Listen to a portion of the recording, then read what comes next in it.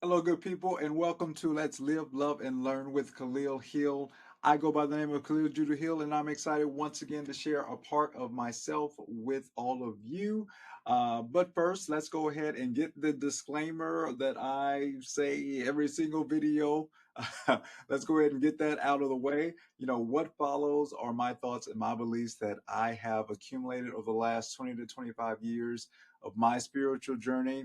I encourage each and every one of you to use your own discernment when listening to this content. There's going to be things you agree with and others that you will 100% probably not agree with, and that's quite okay. The only thing I ask is that you contemplate the concepts that resonate with you and leave the rest behind.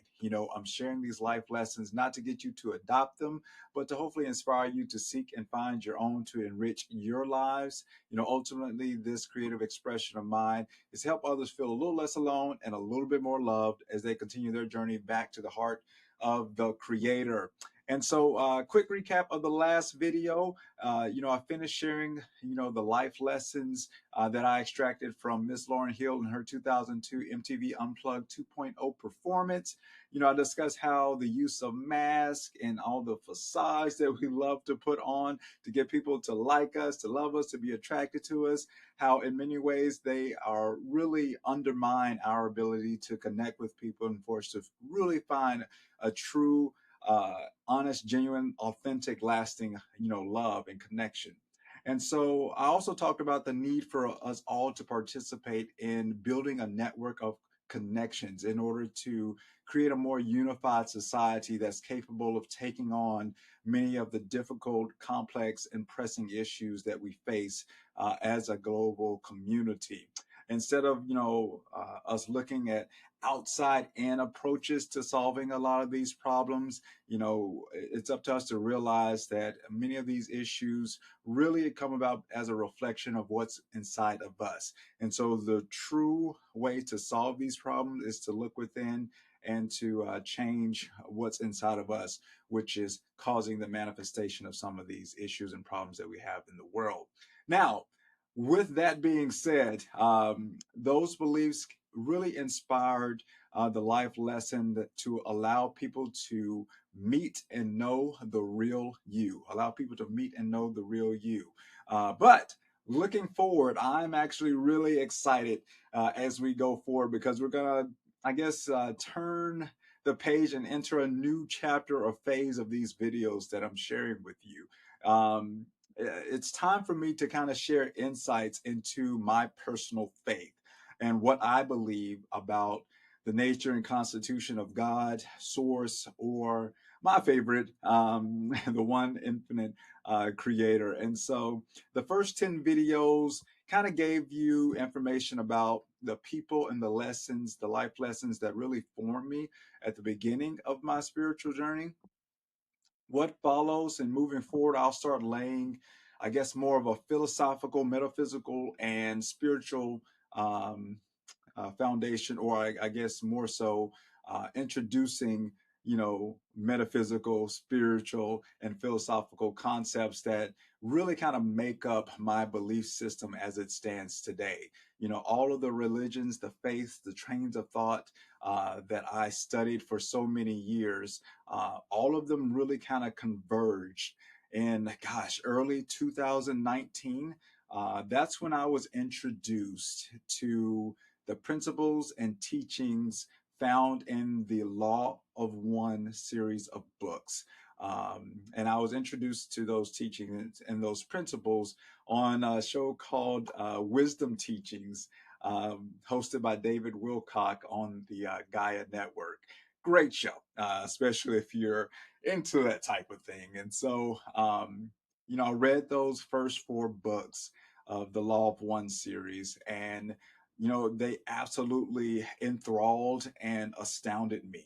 I couldn't really believe what I was reading. It was like I finally found something that explained what I was feeling and believed for so long. The words and the concepts that I was reading made me make sense.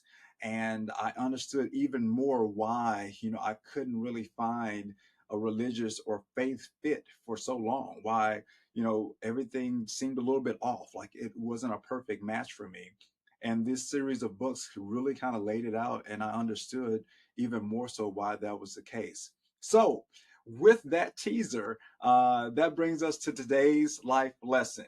And that is, there is one infinite creator of all things. There is one infinite creator of all things. And so we're going to start off into this discussion by reading a pretty lengthy quote from the Law of One book. In fact, this is more so from the audiobook, which is the Raw Contact Teaching the Law of One, Volume 1. And this was located in Chapter 5. Here we go. The one infinite creator is within all things. There is nothing that is outside the underlying unity of the creator. The creator has made the infinite creation out of itself for the purpose of knowing and experiencing itself.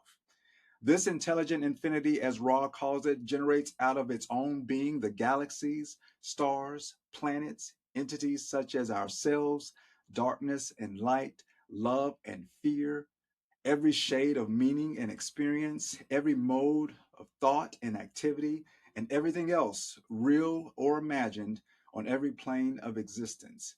And it has endowed each and every seeming portion of its creation with the foundation of free will, the capacity to learn, to grow, to intend, to adapt, to make evolutionary choices, to chart a return path of experience to the Creator. And so, as I began sharing this story and discussing the Law of One series of books with you, many of you will find it very hard to digest and believe uh, the things that I'm sharing with you. In fact, many of you are going to banish them to the realm of science fiction and fantasy. And guess what? I get it. I 100% get it and understand it. For 30 plus years, or more of my spiritual journey, I probably would have done the exact same thing. And so it's probably precisely why, this series of books wasn't introduced to me any earlier than when it actually was. I think everything has a time and a season when, we are introduced to things to make them the most effective, to where we have the ears to hear, and the eyes to see.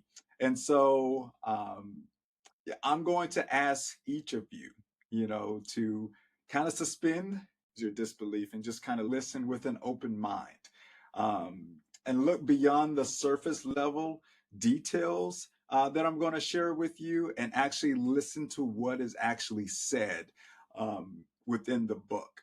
If you give it an honest chance, I strongly believe that you will find many of the answers to questions that you've probably always asked, about yourself. Those questions that kind of linger in the back of your head, like who you are, and maybe even more importantly, why you are.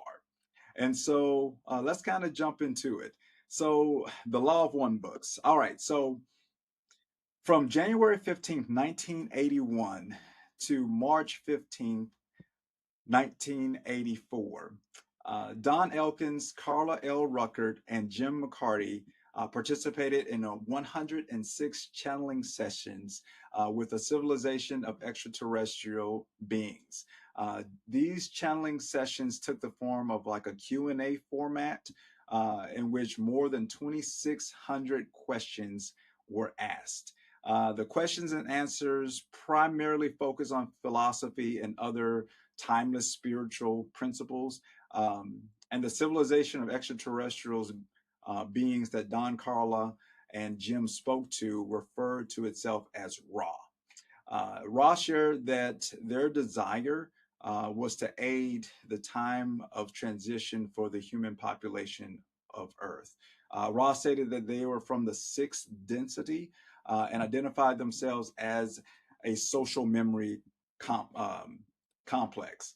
Now, a social memory complex is kind of what a planetary population becomes in the densities of evolution beyond our own. And I know this sounds crazy, right? And just kind of follow me here as I set things up. And so, social memory complexes are where the thoughts, the memories, and the experiences of every individual are known and available to the whole group. The entire social body of unique individuals have access to this shared group repository of memory and identity.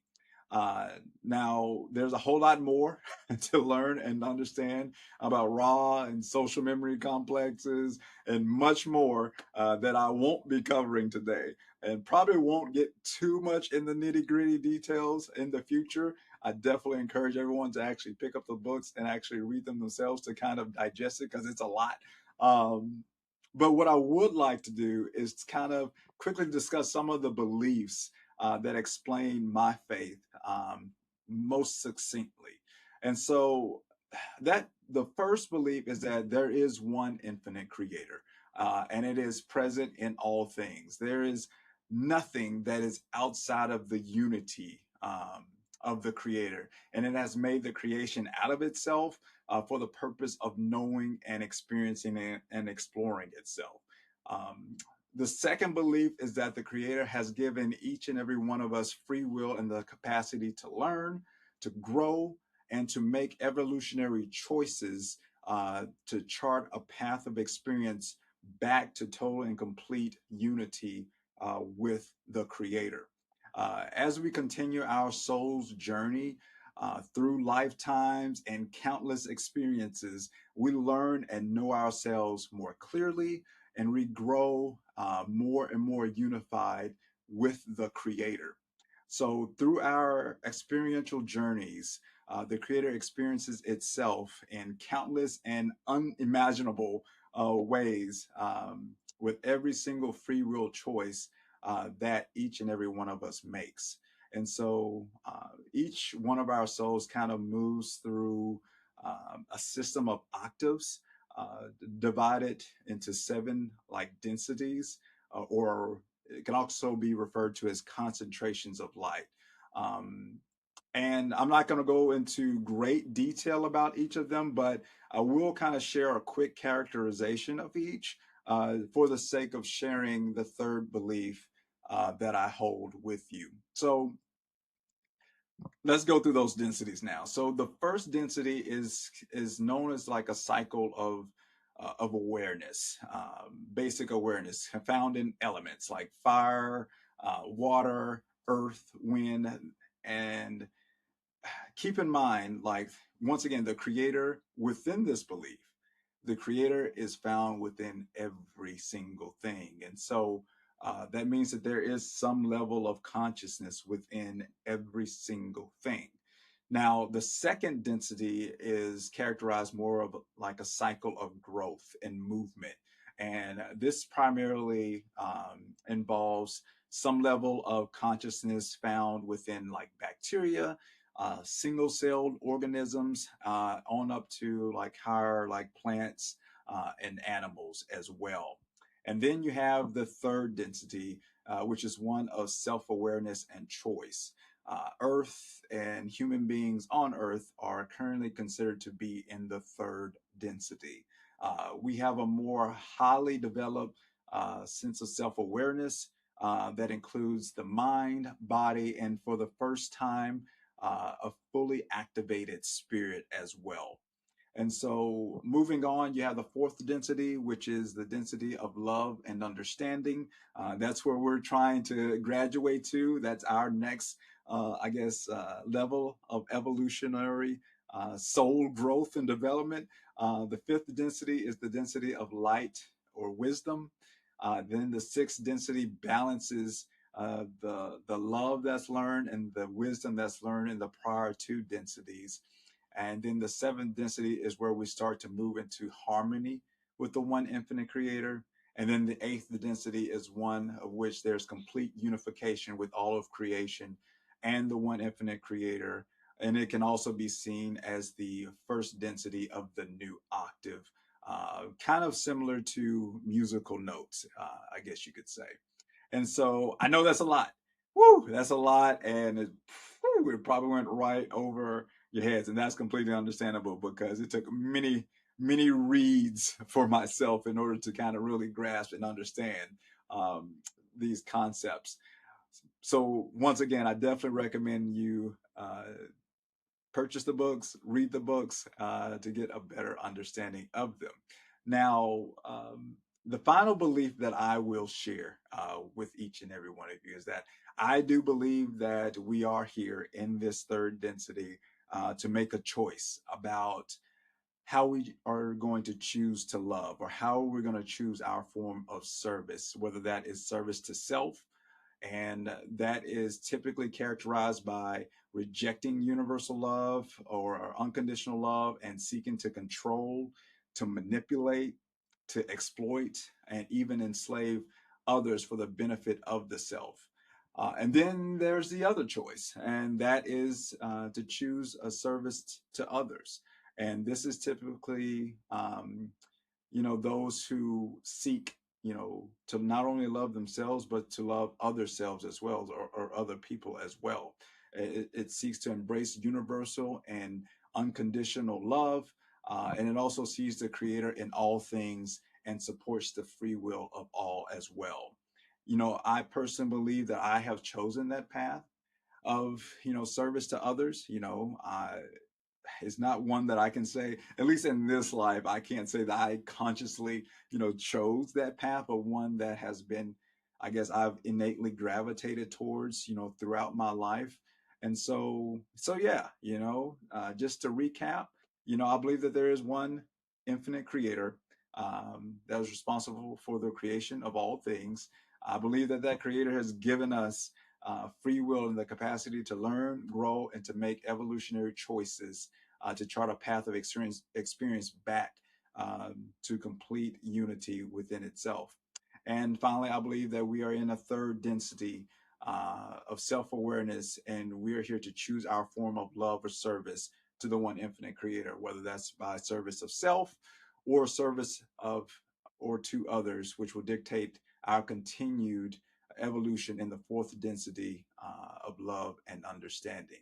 So, with that being said, moving forward, I will explore the Law of One series of books in greater detail and share the many countless lessons that I've learned from it. I will take frequent detours and discuss other books or creative works which kind of supplement the topics that we discuss in the Law of One books. Uh, I am truly excited for these next subsequent upcoming videos over the next, I guess, gosh, for the foreseeable future, because it really delves into topics that really excite me, and topics that I think that many of you will be very interested in learning more about. Once again, some of you may absolutely hate it and may not watch another video after this, but I think it will pique the interest of many. And I think that a lot of the answers to questions that have always lingered in the back of your head may be answered in some of the videos that are ahead. And so, in closing, here is your question. Do you believe there is one infinite creator that is responsible for all of creation? If yes, how has that belief shaped your life and your outlook on life? If you answered no to that question, what do you believe about the nature and constitution of God or source or the creator? I am curious to know. Please put your answers in the comments below. I'd love to read them. And then finally, the quote of the day or message to my son. We are momentarily clothed in the limitations of mortality to gather the gifts of experience for the one infinite creator. But know that our true nature is eternal and that we embody a unique expression of its divine consciousness. Thanks again for spending a little time with me, allowing me to share a part of myself with all of you. It's truly a joy and one of the best parts of my day. Until next time, take care of yourselves. Know that you are never, ever, ever alone and that you are always loved. Peace out.